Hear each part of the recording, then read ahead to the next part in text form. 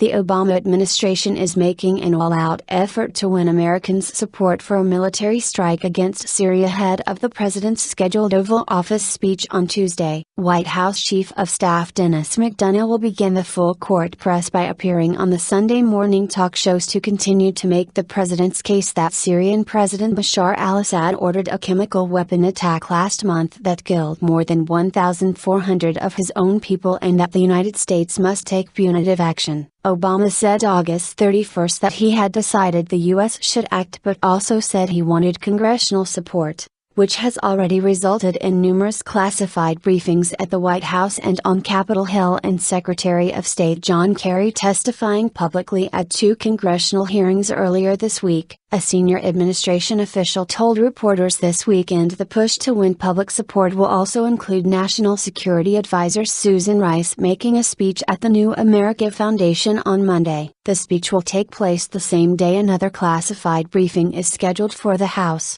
the chamber in which Democratic and Republican congressional members appear most skeptical of a strike, despite large support from Capitol Hill leadership. With the exception of France, no other countries have supported the U.S.'s plan for a military strike. But this weekend, the European Union agreed that the August 21 chemical attack outside Damascus appears to have been the work of the Assad regime, but also said any potential military attack against it should wait for a UN inspector's report. After meeting with Secretary of State John Kerry, the EU ministers ended days of division on the issue at the G20 summit in St. Petersburg, Russia, with a common statement Saturday that the available intelligence seems to indicate strong evidence that the Syrian regime is responsible for the attack. EU Foreign Affairs Chief Catherine Ashton said Germany joined in blaming the attack on the Syrian government. It had been the only European member of the G20 not to co-sign the statement. The statement calls for a strong international response against Assad's regime but stops short of explicitly calling for military action against the Syrian government. On Friday,